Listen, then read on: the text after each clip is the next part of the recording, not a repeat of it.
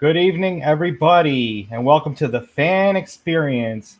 We are on episode 4, and I am your host, Mike Katos, and alongside me is my co-host, Rick Molina. You doing, The everybody? the Fan Experience is the podcast that puts the sports fans in the spotlight and behind the podium. We want to hear from you. Have you ever tried to call in to a sports talk radio show just to put in a couple of words on your favorite team and what they're doing right or wrong? Well, this is the platform to do it. We'll give you, 20 to 30 minutes to just talk about your team. We want to find out, why you started rooting for that team, the iconic moments behind what really solidified your love for the game, and the fan experiences that you've experienced along the way. As always, this show is produced by Playing the Field. Playing the Field is a sports fan community that wants all the sports fans to come and voice their opinions and share their experiences.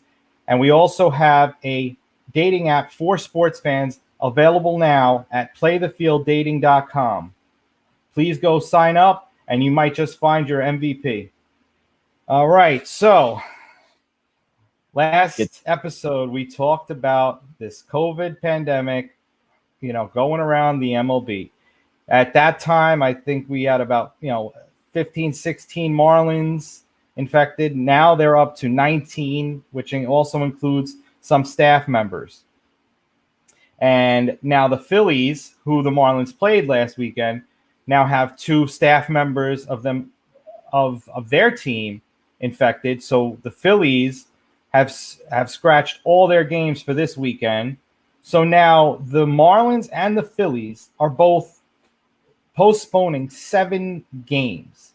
If the MLB's original plan was to play 60 games in 66 days. I don't know how you're going to put in all these games and figure out all this scheduling. Obviously, my first thought is, well, you're going to have to push the playoffs back. But now you have extra wild cards and extra playoff scenarios. So, are we going to be playing until, mid-November? This is just 1 week, mind you, so all these people are getting infected in the first week. And, if we keep going, a couple of different teams get it. MLB needs to figure out something, and they need to figure out something quick. Rick, I want to hear your thoughts on all this. Well, good evening, everybody. Good evening, Mike. How you doing? It's something that was inevitable. I don't think that MLB truly sort of thought out a scenario or gamed out the scenario that a whole team would get infected like the Marlins just did. And not to mention that just all of a sudden that the Phillies got a couple of staffers that are infected and is going to throw this all into chaos. And the question you just asked is they're going to play into November. I don't think so. I think they're going to go at this on the fly. I think they're going to just sort of play games. If they have to postpone games, play double headers, just adapt to this on the fly to make sure that the season progresses and ends. Because the last thing I think MLB wants is to just cancel the season, because I think it will be a tremendous setback, not just for baseball, for the country as well. And the question is, what are they going to do about it? I was reading today that they're going to put protocol officers, COVID-19 protocol officers with their respected teams. Well, here's the question. Why didn't they think of that beforehand? Why didn't they say, you know what, let's have somebody who's going to keep an eye on these guys. Hey, you can't do this. You can't shake hands. And at the same time, I get it. After a while, people are going to get tired and be like, all right, I got it, man. But why wasn't that thought of in the first place? Why didn't MLB game out a scenario where if a team did get infected, what would happen? Think things through. I don't know that MLB thought all of this through. But now that we're in the situation that we're in, I think we're just going to have to go by the seat of our pants and adapt as they go along. And I think for the rest of the league, and it's also a wake up call for the players. You guys can get sick. You can derail your season. If you really want to take this seriously, and if you really want to play, you got to take it seriously. You got to stick to the protocol, 6 feet apart, no spitting, social distancing, wear a mask if you have to, no high fiving. And that's what you have to do. And I think the players have to realize that it's serious business.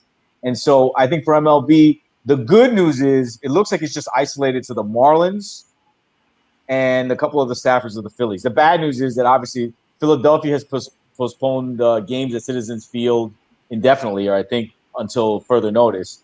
And the Marlins won't play again until Monday. Now, who knows what they're going to field? I mean, who are they going to get on the team? Are they going to get guys from the minor leagues? I mean, are they going to get other players? Do they have reserves? We don't know. So going along, it's going to be interesting to see how this sort of plays out in the next few days. But for MLB, if they can stop the bleeding here, and if you can just control it here and have tighter protocols on the players as they travel, hotels, go out, what have you, then I think we're going to be okay. But if another team gets exposed and other guys get sick, then they're really going to have to consider whether they're going to cancel the season or not. So it should be interesting to see the next couple of days how this all plays out for the Major League Baseball. Yeah, well, the last 3-4 days, it hasn't been looking better. Let's just say that every day has been looking a little bit more worse, by the day. And yeah, you're right. They did not think this through, and that's why we're where we are. And especially with the Marlins, they're playing in Miami. It's a hot spot, and you can't just go out to dinner and go out to a bar and not expect the consequences to come and follow you. Exactly. And you just have to be cautious above anything else. But MLB, I mean, this isn't the only thing that they messed up on. Let's just be real. Touch on that real quick, and just to follow up on that, the Reds had Mike Moustakas and Nick Zenzo, who I guess they showed some symptoms or reported it, and now they're appealing.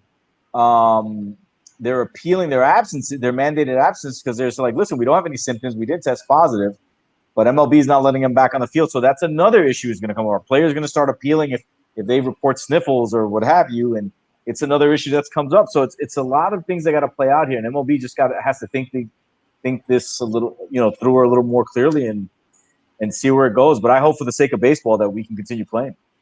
Yeah, I didn't hear about the Moustakas and the Reds players, but I did hear that there's that swab test, and then there's a rapid test that a couple of them are getting, and they're not proving the accurate results.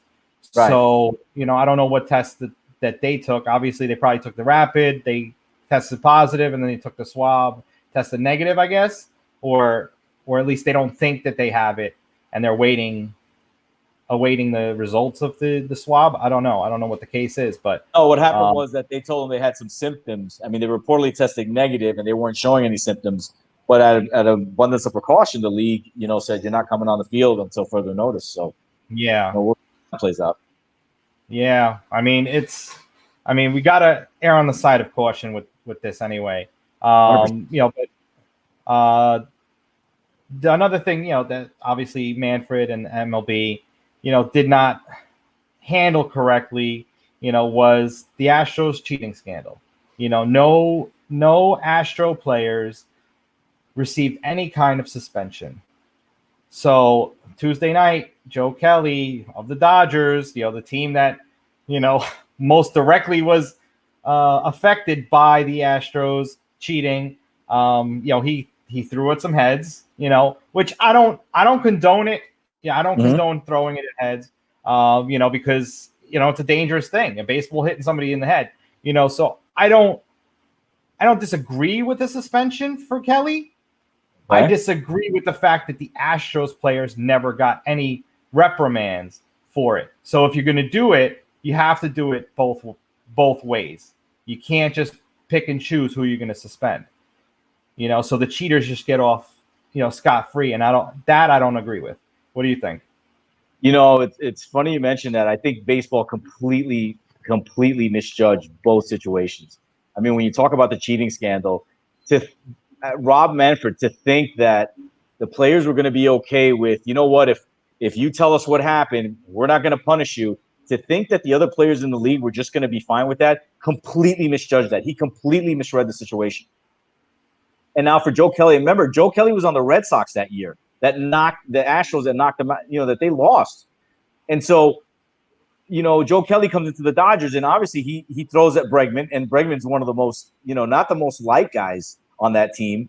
And then he strikes out Correa and then he goes, nice swing, bitch, with that comment.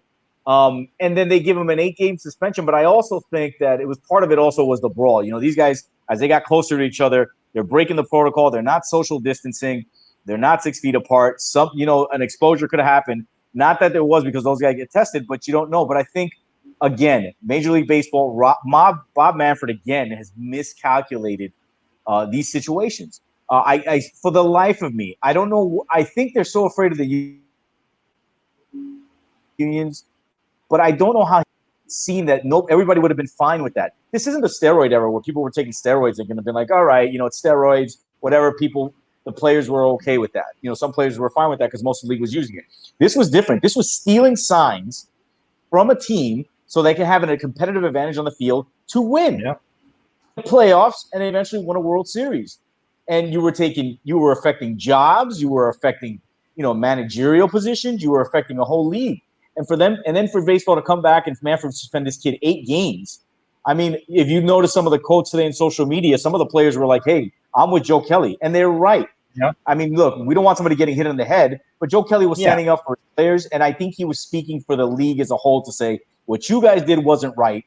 I'm going to send a message just so you get it, because you're not going to get off scot-free because there aren't any fans in here, and deal with it. And if Major League Baseball and Bob Manfred were not going to address it, then we will. And basically Joe Kelly policed that situation. So look, I'm aboard with Joe Kelly sticking up for baseball. I don't want anybody to get hit in the head, but 8 games is too long. I hope they reduce it during appeal, and we get back to normal here. But the Astros are going to have to face this from the rest of the teams in the league moving forward. Absolutely. I mean, guys are going to throw at them, and they're just going to have to deal with it. Suck it up.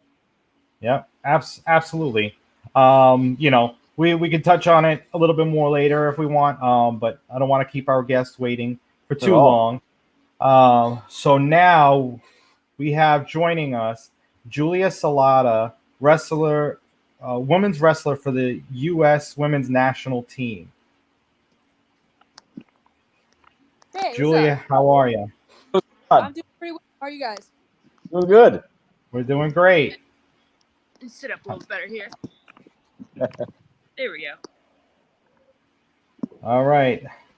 Well, nice to meet you. Big fan of what you're doing. I've caught up on a couple of things, and your organization is great. But I want to just touch on the beginning stages first. What got you into liking women's wrestling? So when I was a kid, I was really into professional wrestling. Like The Undertaker and Kane were like the coolest people I had ever seen in my life. I was a big John Cena fan back when he kind of first came on the scene, and I was like, I went to WrestleMania. I loved it. And when I was in 8th grade, my middle school decided to start middle school wrestling for the first time. And I brought this flyer home to my mom, and I was like, Mom, I want to wrestle. And she's like, that's not fake stuff that you see on TV, right? I'm like, I know. Like, I think it'd be fun. Like, I grew up with all guys around my neighborhood and stuff. We would like recreate WrestleMania in my basement. So I was like, I think I can do this. So she ended up letting me join. And at the end of it was a short season. It was like 6 weeks. But at the end of it, we had a middle school city championship with all 6 of the middle schools in our district. And I ended up winning against all guys. I was the only girl in the entire tournament, much less my weight class. And I won the whole thing. And that tournament was actually held at the high school I was going to be attending. So the high school coach approached my parents, and he's like, hey, I don't know if she has any intentions of continuing to wrestle in high school, but we'd love to have her. I don't have any girls on the team now. I've never had a girl ever, but I think she has potential. And if she wants to continue, we'd love to have her. And that's kind of how I got started. That's amazing. So you mentioned obviously you love Undertaker and Kane, as far as the sports entertainment side of wrestling, but as far as the professional wrestling, was there somebody that you looked up to and really got you hooked on the professional wrestling side? Like actual wrestling, like amateur wrestling? Yeah. No, honestly. I didn't have any. I was an only child growing up. I had never even really seen professional wrestling on TV. It was really just like the fake stuff that drew me in. So once I started wrestling, I started developing, I want to call them like idols, but girls I really looked up to. When I graduated from middle school in 2007. 2008 was the second year that there was women's wrestling in the Olympics.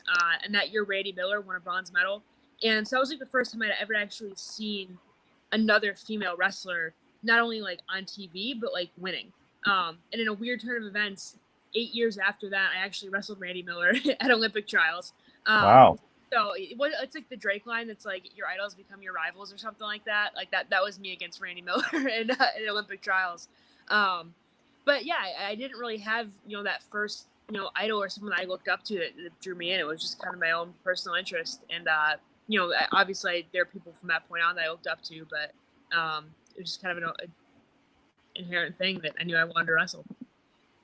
That's awesome, Julia. Thanks for coming on tonight. Julia, I got to ask, because you said you were the only girl on your team when you went to high school. Tell us a little bit about that, because I could imagine that's got to be tough for you being the only girl on an all-boys team. Like, were they accepting like a camaraderie? Tell us some of the experiences you had to deal with as you were growing in the sport.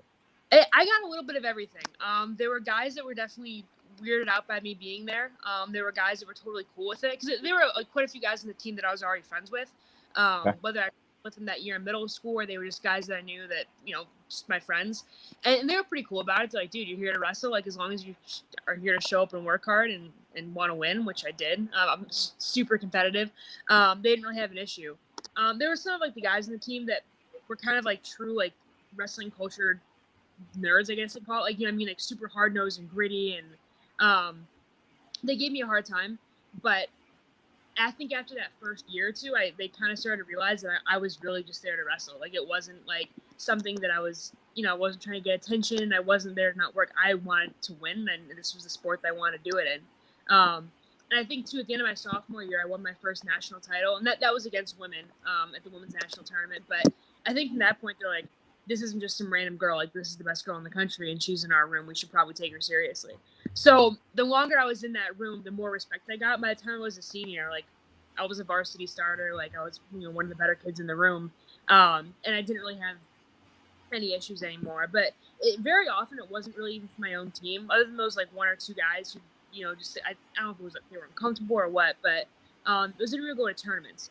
And it was guys on the teams that I would compete against that were kind of like dicks about it, honestly. Yeah. But I kind of, looking back on it, I kind of understand it. From a guy's perspective, when you're wrestling a girl, if you win, you're the asshole. If you don't win, everyone on your team is going to make fun of you. You know what I mean? So, like, it's kind of a no situation for him, and I get that, which is part of the reason why with wrestling a girl right now, I'm working on getting state sanctioning for high school women's wrestling in all 50 states. So, but that was kind of my experience. There was some good, there was some bad, but overall, the reason I think I succeeded so much in college is because I came from a really good high school room. I had good teammates, I had good coaching, and I wouldn't have wanted to do it any other way. That's awesome. And you mentioned that you're trying to establish high school wrestling. When you were growing up, I'm surprised that it more high school wrestling for women as you were younger. I mean, what year were you in high school? 2011, 2012, something like that? I graduated in 2011, yeah.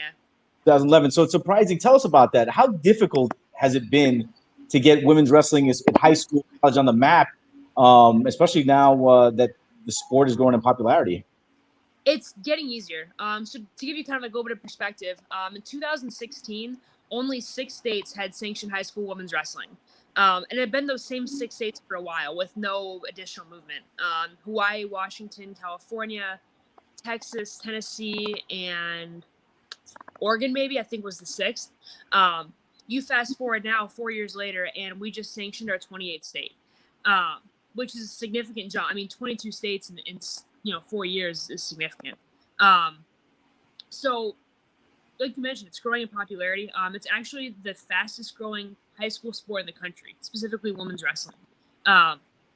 So it's getting easier as the sport becomes more accepted, I guess. I think the popularity of women's MMA has helped quite a bit as well, where people are kind of normalizing seeing women in combat sports, which is awesome. They're kind of paving the way for us a little bit, but there's still some states that are a little bit stubborn. A lot of these state organizations, it's still a good old boys club, and they think that wrestling is a men's sport, so it's a little bit more of an uphill battle. But in most of the states we're seeing, if they're not sanctioned yet, it's mostly like an infrastructure and planning issue. It's not so much like it's not accepted. They're just like, we just need to get our ducks in a row and start actually making this happen and figuring out logistics and financial stuff. So it's really only a matter of time. There's not a whole lot of resistance. So there's still a couple states that are moving slower than they should, but for the most part, I think in the next couple of years we'll be pretty close to all 50 states. Awesome. I completely commend what you're doing. I'm definitely as a girl dad, father of two girls. I want them to know that they can do anything they want to. No matter Mhm. what. If it's wrestling or maybe even playing in the big leagues. For baseball, which no females are allowed to play as of yet. But talk to us about getting invited to wrestle for Team USA and the women's national team. So it's all qualification based. I made my first age group national team when I was a junior in high school. I made my first cadet Pan Am team, so I went and competed which is essentially 16 and under. So I went and competed at the Cadet Pan American Championships when I was in high school, won a silver medal there. And that was kind of the point where I realized, like, I can be on Team USA. You know what I mean? I was good at a lot of sports growing up. I played hockey, I played softball, I played volleyball, but there are a lot of girls who are also very good at those sports. There weren't a whole lot of girls who were very good at wrestling.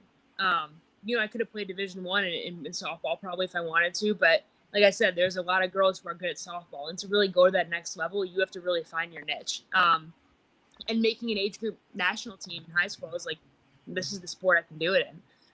So I ended up deciding to wrestle in college, and by the end of my sophomore year, I qualified for my first senior U.S. national team, which is like the highest international, like Olympic level wrestling. So it's based on placing top 3 at World Team Trials. So every year that national team resets. It's the top 3 girls at each weight class, and I made my first one my sophomore year of college. Sorry, so I had just turned 20 years old, which is pretty young to be making Team USA. You know what I mean? Yeah, absolutely. So I mean, for the last 7 years, that's kind of been my thing, wrestling for the country, which is awesome. I've gotten to travel to like 35 different countries through that. I was a training partner at the 2016 Olympics, so I got to go down there. I was in Rio. I didn't compete, obviously, but got to experience that. Still trying to make the Olympic team for 2021 now. But it's just been such an awesome experience. I got to wrestle at the World Cup in 2018 as part of Team USA. So it's just really been awesome. I mean, representing your country is cool to begin with, but even some of the experiences off the mat, just getting to travel and see so many different countries and so many different cultures, free of charge. I get paid to do it, which is really awesome. I'm really grateful. Like you're kind of saying, you have 2 daughters. Like, I want younger girls to know this is a path for them. If they have goals within the sport of wrestling, they can do some really cool things if that's what they choose to pursue. Yeah, absolutely, and congratulations! All the accomplishments that you had going on. Now, like, how about the people on your team of Team USA? When they were in their high school, when they were learning, you were the only girl in your high school. How was their route to Team USA? So it's kind of like a generational thing. We're kind of in like what I consider like our 3rd wave of U.S. women. It's still relatively new. We just became an Olympic sport in 2004. So like we always, like when I was like coming up, made my first couple national teams, we had like the older girls and they had their older girls, and now I'm one of the older girls, which is a really hard thing to process for me because I'm only 27, but I'm seen as one of the older girls. So my generation and older, we all had similar experiences. More often than not, we were the only girl on our high school team. Grew up wrestling all boys, both at our high schools and our club practices. So it's pretty similar. There were, like I said, there were a couple states that were sanctioned. I have a couple teammates who did wrestle girls. Some of the ones in California, but I'd say 90% of us had an experience similar to what I did. The kind of generation below us, which isn't that much younger, I'd say maybe like 4 or 5 years younger than us, that's where it starts to change a little bit. Where they did have sanctioned high school women's wrestling. Like I said, we have 28 states now that are sanctioned. And more than anything else, this group just had more competition opportunities against women in general. My group kind of had, we had a women's national championship, but that's kind of where it ended. It was the age group world team trials, which I was talking about earlier, for essentially U17 and U23, and we had the national championships for high school. Whereas these girls now have like countless women's competition opportunities. They still have those same national world team trials events, but now there's like, even like some of like the more established men's tournaments now have a women's division. There's a tournament called Super 32 down in North Carolina, which it's kind of like the preseason tournament for men's high school wrestling. really elite competition. And a couple of years ago, they decided to add a women's division. So now women get the opportunity to compete at this super elite preseason tournament, which is so awesome. On one hand, I'm kind of bitter because I'm like, man, I would have loved to wrestle in Super 32. They give away these cool, like, giant belts. Again, big professional wrestling fan. The big shiny belts really do it for me. But so I was like, I'm kind of jealous. At the same time, like, man, that's so cool that these girls are getting to have all these opportunities that I never did. To travel more, compete against other women on a more frequent basis. And it's just been really cool to watch that progression of the sport over the past 10, 15 years.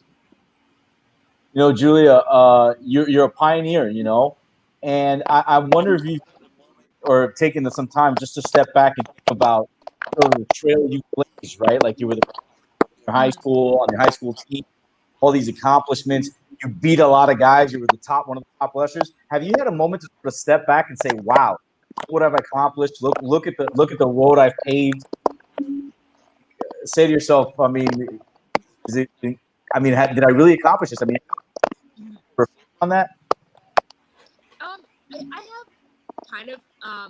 I think one of the things that we always talk about, again, like as a national team, is that we're almost kind of jaded in the things that we've done because, like, we're not unique in the sense like I'm the only girl who've ever done this because all of my friends did it as well. You know what I mean? I have third national team teammates who all have a similar experience. So to us, it's like, yeah, like this is normal. This is just what we did. And then I talk to people like outside of the wrestling community and they're like, do you realize how cool what you're doing and what you've done is? I'm like, oh, yeah, I guess you're right. That is pretty abnormal and pretty, trailblazing to 99% of the world.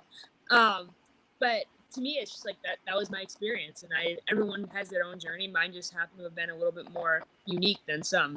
But I'm really proud to have been, pioneer of the sport and to just kind of pave the way for the girls before me. Like I said, I'm kind of jealous of things that they get to now, but I take some solace in knowing that I kind of helped create that path for them in some ways. But it is pretty awesome. And I'm kind of like the waning stages of my career. I was actually going to retire this year after the Olympics. Now, obviously, that got pushed back a year, but I kind of started being more reflective this past year because of that, thinking that like I expected to be retired by this time because Olympic wrestling would have been done in the Olympics by today. And so I said I've been like more reflective and thinking like, what have I done as an athlete? And then I think like what I did as an athlete didn't actually matter. Like what I've done as like, what have I done for the sport of women's wrestling? And that goes far beyond any medals or accolades or what happened on the mat. So that's actually what I'm most proud of is the things that I've accomplished in terms of progressing women's wrestling forward. That's wonderful. And you said you're planning on retirement. So now, when you plan on retirement, are you going to take the next coaching right now? But is your next step to be a permanent coach, a higher profile role, maybe in the women's national team or in college sports, or even on the professional? So what I'm kind of thinking, I do coach right now. I'm the assistant coach at King University, which is a Division II school down here in Tennessee. As of right now, in terms of, we just became an NCAA sport this past January, women's wrestling as a whole, which is awesome. We became an emerging sport.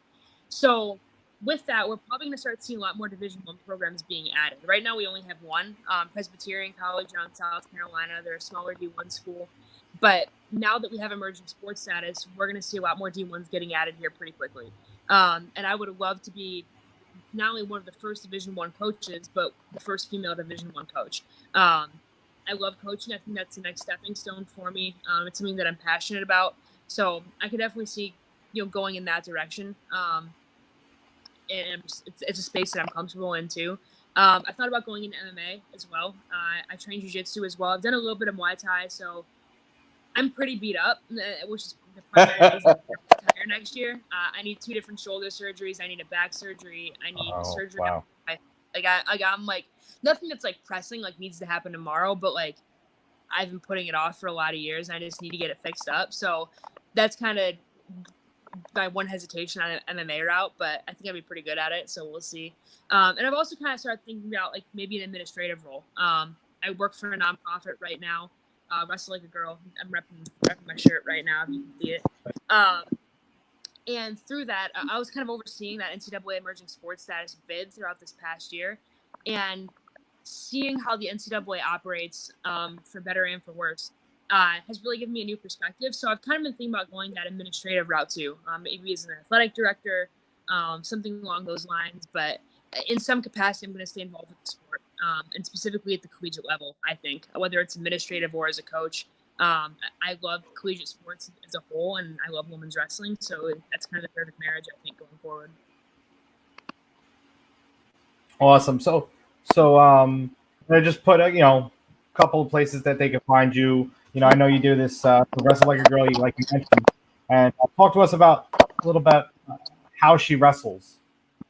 So how she wrestles was kind of a little thing that popped into my brain a couple weeks ago, and has since taken off from there. So we've been having, I don't want to say we've been having issues, but the women's wrestling community has kind of been going through a phase where we're realizing that not all wrestling media is kind of treating us fairly, in terms of coverage, in terms of pay, kind of similar to what the U.S. soccer team went through not that long ago, but on a smaller scale. There was recently a card put on by one of our media associations, kind of like similar to UFC card, where it was like prearranged matches, and they originally put no women on the card. And it was kind of like, dude, like, why are you ignoring, I don't know how much you guys know about women's wrestling, but we're pretty solid. We're perennially a top 3 team in the world. We had 3 different world champions last year out of 10 weight classes. Like, we're pretty good. We have a pretty solid following among the community. So this organization's response was to offer a couple of our girls spots on the card for 1/50th of what they were paying the men, literally 1/50th. And we're like, that's not right. And this organization tried to say, like, the women just don't, it's a business, and the women don't bring in that kind, they just don't have value. And we're like, well, how can we have value when you won't even cover us? Like, we can't develop a fan base if you're not willing to help us create that fan base.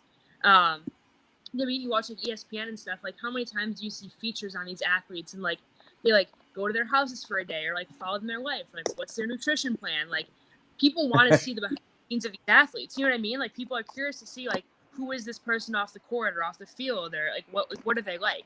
And they do this for our men's wrestlers, but not the women. So we're like, how do you want, if you want to create value for us, you also have to cover us and make us marketable. And they don't want to do that. And this is a fight we've been having with them for years. So I had this idea for how she wrestles. Like, if they're not going to cover us, and they're not going to show who we are as people, and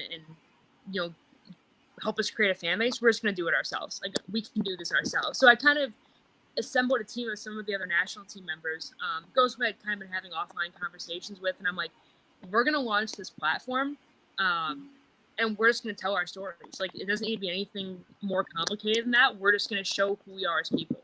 So we dropped this graphic on a Wednesday that just said, like, how she wrestles coming July 19th, with nothing else, like, not what it was about. Like, and again, like, all this other stuff was happening on Twitter about, like, the women are on the card, they're not getting paid a fair wage. Like, so everyone was immediately curious. And then that following Sunday, we started posting all of these short videos about, like, and again, it was like how she wrestles with whatever. So I did mine on how she wrestles with balance. Someone did how she wrestles with loss. Someone did how she wrestles with resilience and vulnerability, and all of these things that included, like, kind of like a personal anecdote about how wrestling has either brought us through something or how wrestling has taught us something.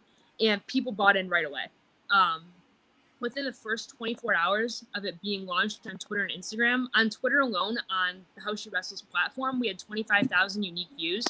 And then if you include the views that were on our, and like, we all posted our video to our own social media as well. If you include those, we were pretty close to 100,000 unique views in a 24-hour span, which is pretty significant. And people immediately started saying, like, I didn't know who, like, one in particular, one of the girls that I kind of recruited for this was Alexis Porter, and they're like, I didn't know who Alexis Porter was before this, but now I'm going to make sure to watch her in the future, because, like, this made me buy in. And, like, there was all these people saying, like, I didn't know this about this athlete. I can't wait to watch them wrestle next time, knowing what I know about them now.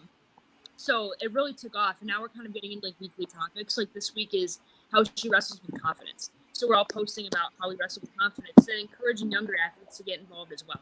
Because it's, at the end of the day, it's not just about us. It's about empowering our younger athletes to show that, like, you have role models. Like, you aren't the only one to go through some of these things that you've gone through. And you're cool and awesome, and don't let anybody else tell you otherwise just because you're a woman in a male-dominated sport. And we have also had a lot of male advocates too, which has been awesome. A lot of our, like, high-profile men's freestyle wrestlers have been 100% on board. So it's just really good to know that we're all kind of on the same page, and we have, some of our best men sticking up for us as well, which has been great. So this project's really taken off. Next week we're going to be doing. Well, I'm not going to tell you. You have to find out. We'll have a new topic next week.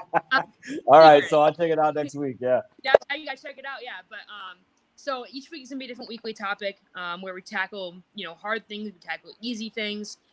We've really been brainstorming about some like kind of like goofy topics to go, just so it's not all heavy all the time. And look at us, we're oppressed and all this. So, but it's been a pretty cool project, and it's got a lot of really good response. And I'm happy it took off as well as it did.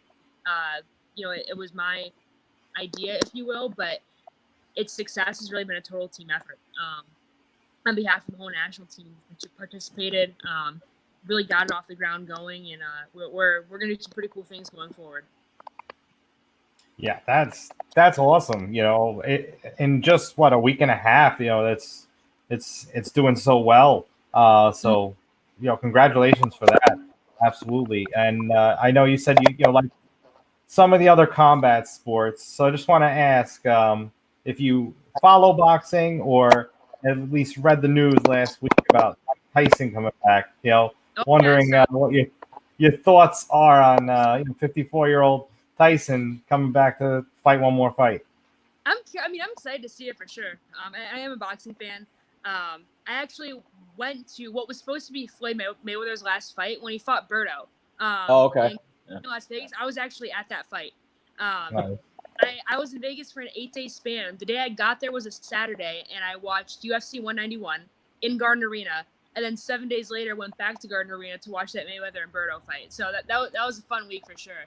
But I'm kind of interested to see what happens. I mean, at the end of the day, Mike Tyson is Mike Tyson, but like you said, he's in his mid-50s. Who knows what kind of shape he's in? Who knows what he's been doing? But I'd be kicking myself if I counted him out too quickly. But I mean, I don't know if you guys fought MMA, but like Tito Ortiz and Chuck Liddell fought I think last year. And it was just like a mess. Like it was like, what are we watching? So I hope it's not one of those situations, but I don't have super high expectations for him, but I'm definitely going to watch. I'm curious to see what happens. I mean, like I said, Mike Tyson's Mike Tyson. That's must-watch boxing in my opinion. So I'll be curious to see how it goes. Well, Julia, let me ask you this. So for our viewers who are not too familiar with wrestling, take us to because I was reading that you have a couple of superstitions, too many to count. But take us to your mindset. Take us to what goes on in your mind, how you prep, like before you walk out to a match, before you hit that mat and you take on your opponent. Take our fans and our viewers to a little bit of what goes on behind the scenes before you get out there and perform.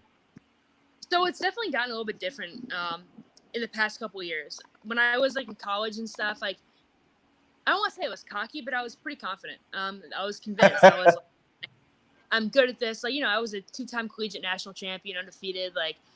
I kind of knew I was a shit a little bit. I'm pretty cocky. So I was pretty relaxed at tournaments. I was always kind of yeah, I'm gonna do pretty well. I'm gonna beat this girl. Whatever.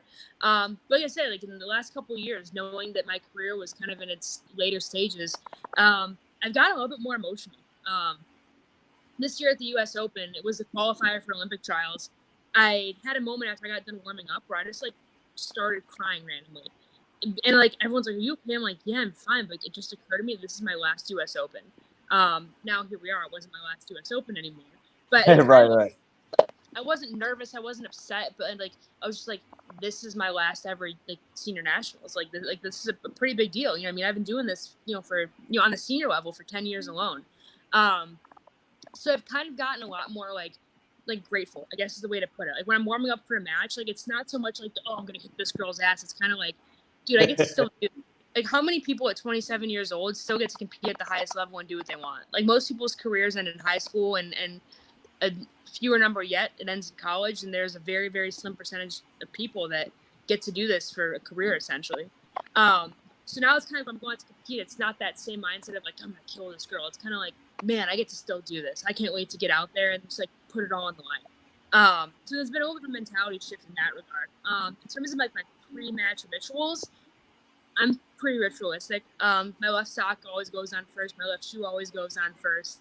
I have to warm up for 5 minutes. I always warm up to either Disney music or musical theater, something happy. Again, it used to be a lot of EDM or like heavy metal, Metallica, Led Zeppelin type of stuff. And now it's like I just want to be in a good mood. Like sometimes it's country music. I don't know, just something that like makes me happy rather than like aggressive.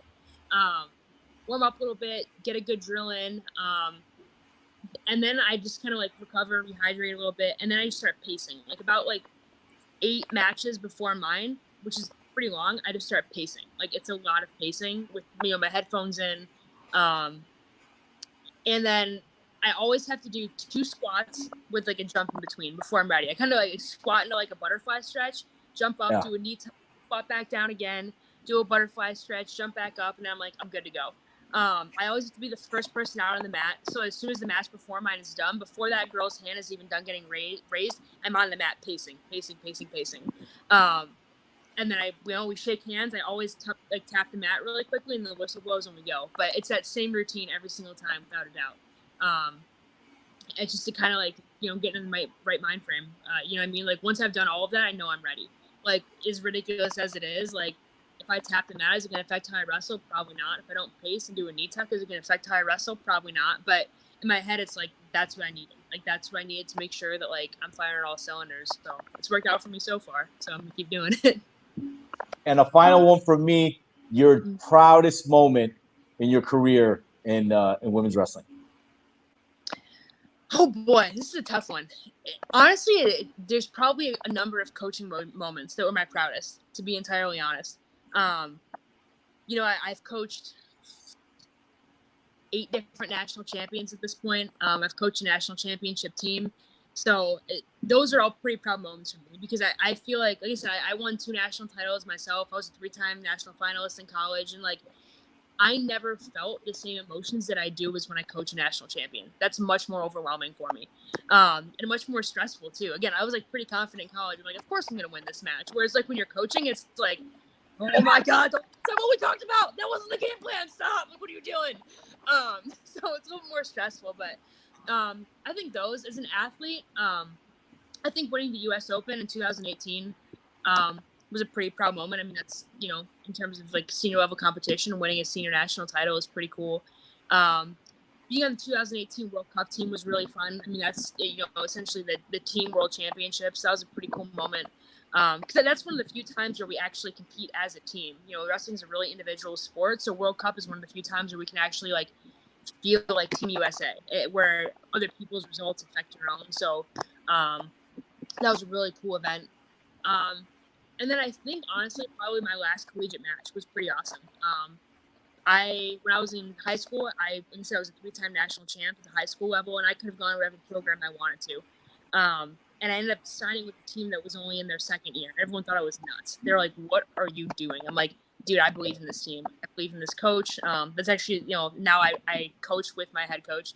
And my senior year, we won our 2nd team national title, and I won my 2nd individual national title. It was just kind of like I knew I made the right choice, like as a team with the coach that I wanted, with the teammates that I liked. So it was a pretty proud moment just to know that like we went from a 2nd year team that went 1-9 in duels the year I signed to being a 2-time national championship program, and I won my 2nd national title there. So a little bit of vindication, but just really proud as well to have been a part of that program and one of the kind of, again, like a pioneer of that program and just kind of believing in what they were trying to accomplish. Awesome. So, the Olympics were obviously supposed to be this year, and COVID had to push it back.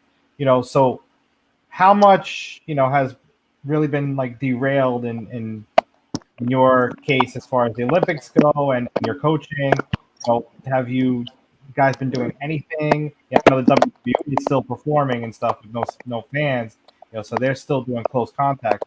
What have you guys been doing in the COVID pandemic? I've kind of been in a little bit of an advantage in the sense that I was actually able to still train a little bit. A lot of girls were not able to. Their rooms either got shut down or they had no partners. And I was fortunate in that I'm a coach and I have access to a wrestling room and I still had partners here. All being pretty safe. I was only working out with the same 1 or 2 partners throughout the whole thing. And I wasn't, usually I trained twice a day, 4 or 5 days a week, and I wasn't doing that. But I was able to get on the mat for, an hour or so, 3 days a week, which is significantly more than most were. And given like I said, how beat up I am, and the fact that I have to go a whole other year now probably wasn't the worst thing, to be able to take it easy, but still get some mat time in. So I was really fortunate in that. I was still working out every day, quite a bit actually. My training changed up. I was doing a lot more functional stuff instead of like heavy Olympic lifts and that kind of a thing. But like I said, I was in the minority with that. A lot of, with wrestling being such a close contact sport, a lot of girls and a lot of guys too, for that matter, weren't able to train the way they're used to. They couldn't lift, they couldn't get in the wrestling room. So everyone was kind of like doing like garage workouts and stuff. And I was like, here I am in the wrestling room. Sorry about that, guys. So I kind of lucked out in that regard, and I, kind of wanted a leg up that I have going into the 2021 now Olympic year. But it was definitely a change. There were a lot of unknowns. That we were having weekly national team calls. They were just kind of giving us updates on, returning to the mat, returning to competition. At the time, we didn't even know if the Olympics were going to get postponed or if Olympic trials were going to get postponed. So it was kind of a bit stressful, like just not knowing. You spend, when you're an Olympic athlete or an Olympic sport, you kind of think in 4-year cycles. I mean, you don't think like, I'm going to go 1 more year. I'm going to go 4 more years, because the ultimate goal is being an Olympian. So I've spent the last 4 years training for this year, and to have it kind of taken away from you is a very odd thing. Like I think in 4-year cycles, not 5-year cycles. And that 1 year makes a huge difference. So it's kind of weird to make that mentality shift of like, not having 1 Olympic year, but having an Olympic 2 years. Like it's strange. The whole timeline gets thrown off. Your periodization gets thrown off. Wrestling being a weight controlled sport, I went down a weight class this year to 136, which I hadn't seen since like my sophomore year of high school. So I spent a whole year getting my weight down. I'm like, shoot, I have to stay down here a whole other year. Like that's gonna be a little bit rough. So there's definitely been some adjustments, and it's gonna be another year of adjustments now going forward. But everyone's in the same boat. No one's at more or less of a disadvantage than others. Even from the other country's standpoint, once we get to the Olympics, other countries were in the same boat more or less. So everyone's just trying to get through it. I think everyone's doing the best they can, and I just hope that I handled it better than everyone else. I mean, I think a lot of this Olympic year is going to come down to like who managed their time the best, who took advantage of their resources, and who was able to make the most of a bad situation and kind of being dealt a crappy hand. So I hope I did the best job of it, and next April we'll find out for sure. Yeah, it sounds like you handled it the right way. You still stayed active and in shape, and we wish you nothing but the best for the Olympic qualifiers. And so with how she wrestles and wrestles like a girl, we wish you nothing but the best over there. I think we lost. Okay, there we go. Yeah. So yeah, if anyone wants to follow her, at the bottom is her Instagram and Twitter, J Salata, and follow her on how she wrestles and wrestles like a girl. Julia, thank you very much for coming on, and best of luck to you. Appreciate it so much. Thank you, guys. Good luck. Thank you. Thanks. Julia Salata, everybody, future world champion. You know what's funny? I wanted to ask you this. Why do you think it's taken so long for women's wrestling to sort of explode? I mean, you have women's MMA, you have women's MMA, you have women's boxing. You even have all these, women's softball. It's just shocking to me that they got to wait till 2023, 2024 to get a national championship. You think by now that'd have been already moved forward, huh? Yeah, I'm honestly I was a little naive to it, before I, was introduced to her, and then I started following her. I was like, it's crazy that it's not commonplace in schools and in colleges and high schools mostly.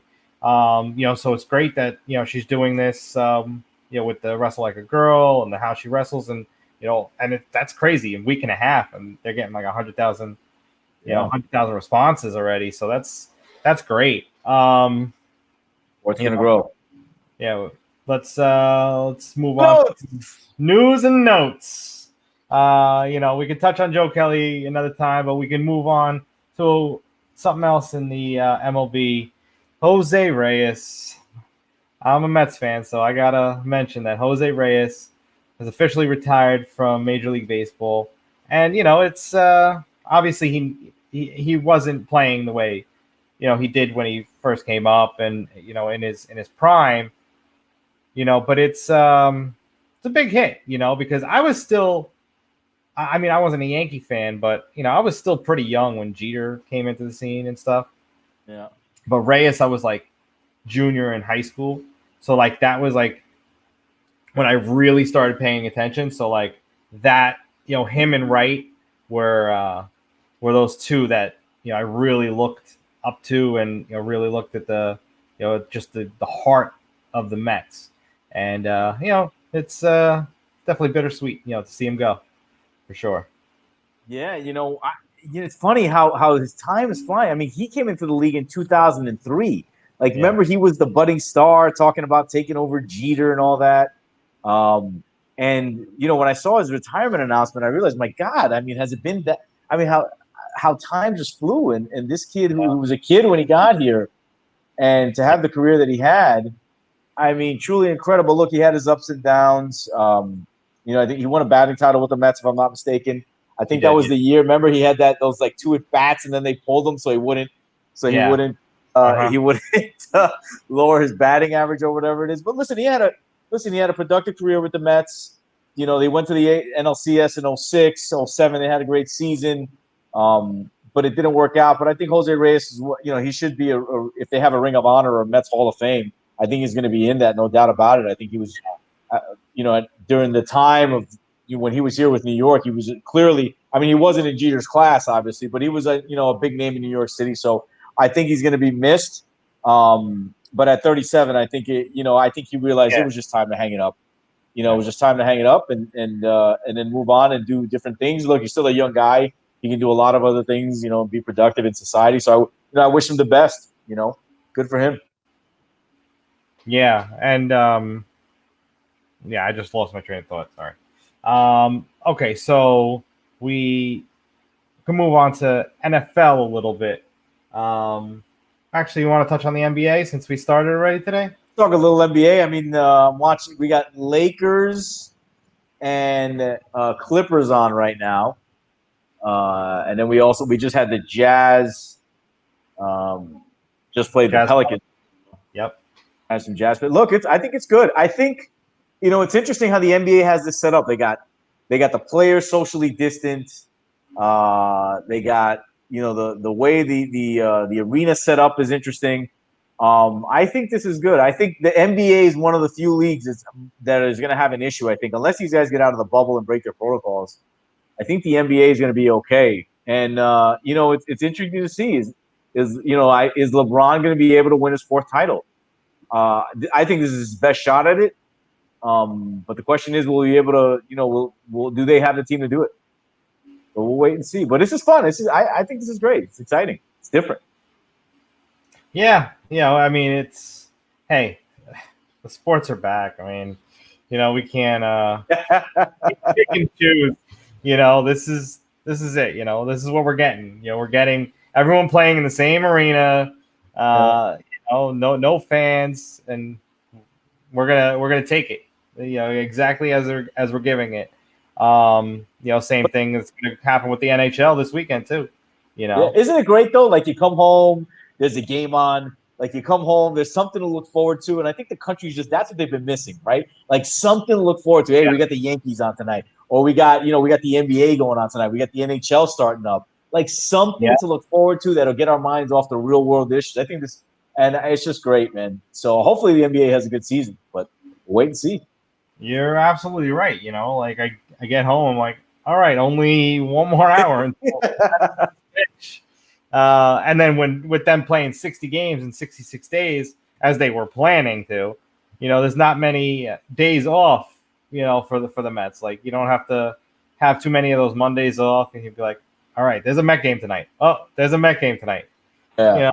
Eventually I might get sick and tired of watching them because they're not winning and really just giving up the season. But I think it's going to be a close race for pretty much every team. So at least September might have some meaning again for Mets baseball. Because it might be pretty close, especially if the Marlins and Phillies don't play games. Right. Well, look, if the Mets don't end up with more wins than the Phillies after they took 7 days off, I don't know what to say. I don't know. Look, I think the Mets are going to be in a good spot, man. I mean, look, the Mets, they got off to a little bit of a rocky start, but they're 500 right now. And I just think that they're going to play some good ball. I just think they have a young team. I think their back end, they got to solve that problem with Edwin Diaz. I think they got to get him out of the closing role, put Betances there, put Diaz away from any pressure situation. You put him away in a pressure situation, put Betances in there, and then roll with it. Say that, but the Betances Mets closer curse doesn't hit him. So I mean, you can put Seth Lugo in there. I mean, yeah, but he's not the closer; he's the long man. So it's like, I think it's just the person that's closing. I mean, it's real. They got to figure it out, Mike. The history of who they had as closer. I mean, look. Yeah, I don't know. I mean, obviously, yes, it's worth the shot. Of course. I do it. 100% I do it. Only because he's been in the quadrant. He's played in that kind of atmosphere with the Yankees. Yeah, and you put him in there. I think he'll thrive because I think he likes that kind of atmosphere. Yeah, absolutely. So, NHL is starting as well on Saturday. They're starting their playoffs up in Canada. Two different hubs over there. So similar to the NBA, and I think they'll be okay to finish off these playoffs and finish off their season as well. What do you think of that name that Seattle got, the Kraken? I like it. I like the logo too. Do you? Yeah, I like the logo. I like the artwork. And it's cool. I think they went about things the right way, I guess. And it's definitely cool to see that new team coming into the league. I got to admit though, like I gotta pay attention a little bit more to hockey. I have in the last few years I've been watching a little bit more, but I need to step it up a little bit. I think that's both of us. I haven't. Look, I'll be honest with you. Hockey, I've been following the Rangers on and off. I think the last time they went to the Stanley Cup was in 2013 when they played the Kings. I remember following them back then. I think we should go to a game. We should check out a game. I've been dying to go to a hockey game. So it's interesting. But, it's good that Seattle had a team over there. I mean, they lost the Sonics. I mean, they got the Seahawks and they got the and then they got the Mariners. So for them to get a hockey team up there, I think that's pretty cool. Grows the sport. I think they get another team up there, grows the economy. I think it's great. I think they need to bring the NBA back there though. So if they can find a way to get an NBA team up there, bring the Sonics, I think that'd be cool. Yeah, we'll see about that. And the Sonics were the Warriors, right? No, Sonics went to the Thunder. They became the whole Oklahoma City Thunder. Thunder. Okay. Well, Pete Alonso looks like he got hit. So, let's talk a little bit more COVID. So we got more people opting out of the NFL.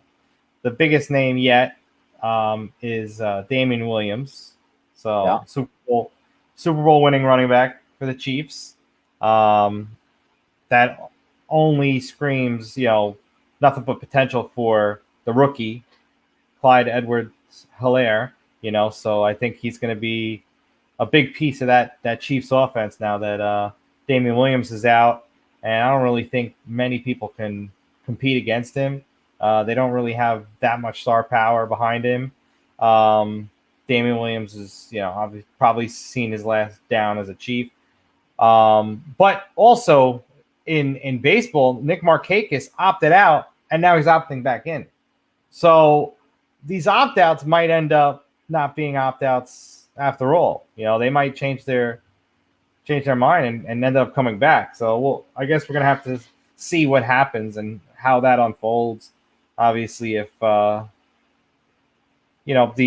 situation improves, their decision might change. I mean, Nick Markakis, I don't understand. Like, you opt out, then 30 people end up getting COVID in the MLB, and he's like, all right, you know what? I think it's okay. I'll come back. Yeah.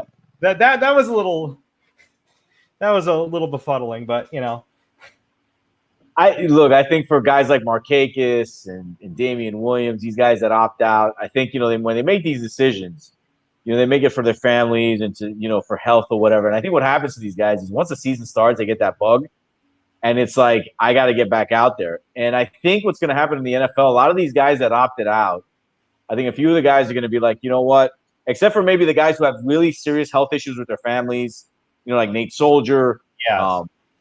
Guys like that, I think they might get the bug and just say, hey, I'm coming out to play. Now, we'll wait and see, obviously, but I just think that you can never let that bug go. You can never let that high of playing professional sports and being part of a team go. So, I mean, he's doing what he feels is best for his family. I mean, the guy just won a Super Bowl.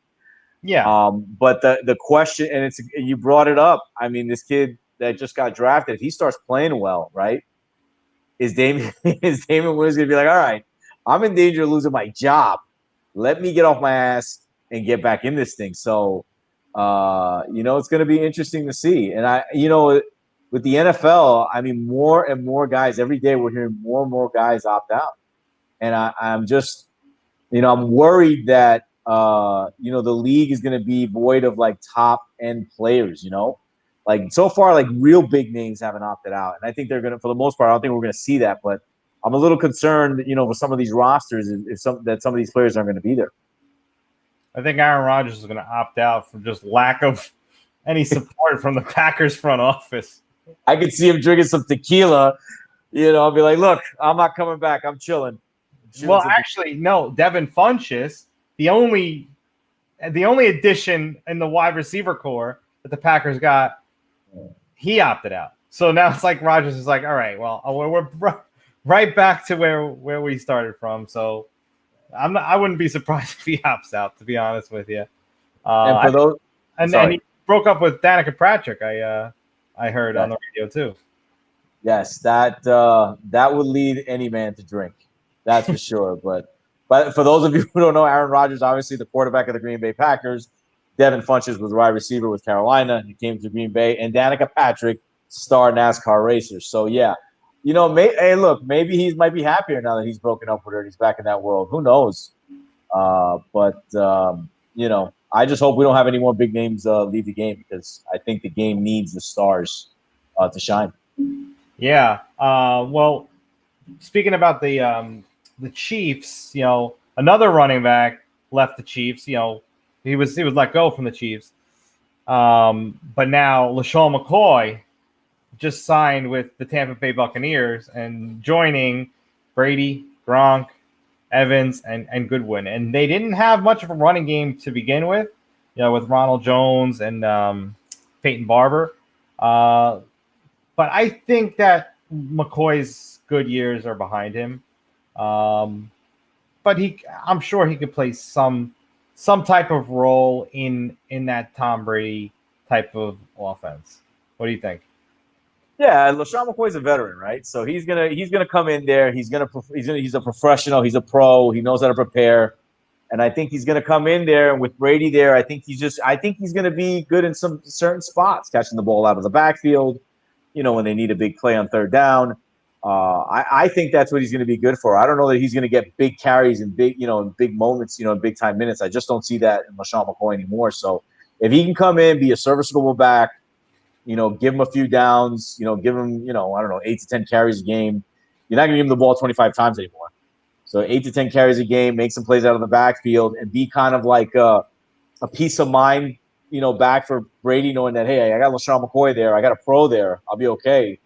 I think he'll be fine. I think he'll be serviceable. Look, that team in Tampa Bay, more and more, man, it's just loading up. I mean, they're looking good. They're looking good. They need to stay healthy. They need to stay COVID-free. And they need to grow some cohesion real quick. But, we'll see how it goes. Right now, they're on paper, they're looking good, but they still got to play on the field. Yeah. I definitely like their prospects for this year, and I'm excited to see it happen and see what happens. Granted that we have a football season, the Buffalo Bills just sent home all rookies from training camp because they had 5 COVID positive results. Not good news. Still, over a month left before the season starts.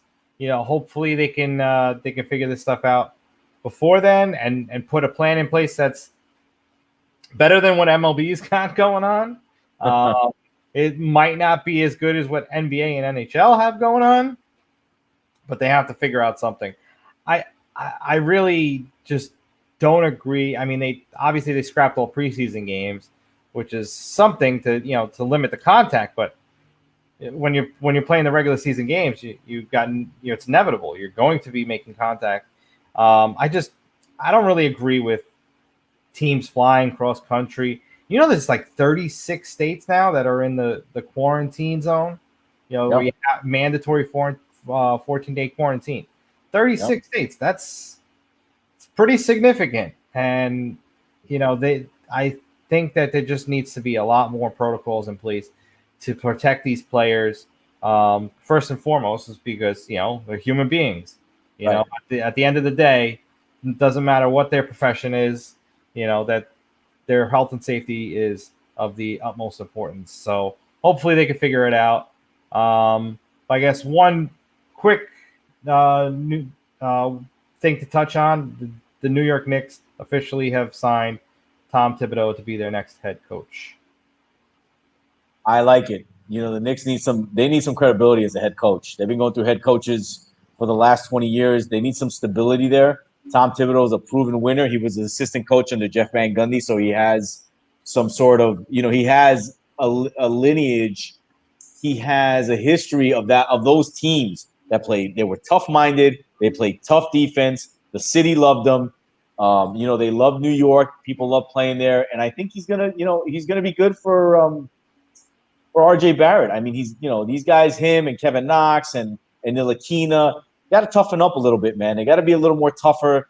They got to be a little more rugged, I think. But I think he's going to be good for them in growing them. And I think he's going to be able to turn around the franchise with Leon Rose, a Worldwide West. Now you got Tibbs there. You got some players. You have some draft picks because of the Porzingis trade. Mm-hmm. I think, you got 5 years. Now is the time to rebuild this team because I think Knicks fans are tired of, Phil Jackson is going to make it this, and Mike Woodson and Carmelo Anthony, I'm coming home, and, we're going to do this, and, enough. I mean, this franchise and the fans of the franchise have been through just 20 years of misery and agony, and it's enough.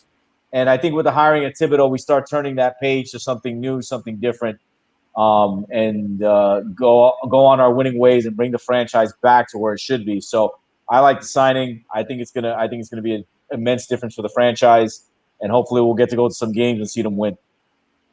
Yeah, I've learned just to not expect anything, and then just like, you know what? It's just hope for the best. Yeah. Because if you expect something and it doesn't happen, then you're let down.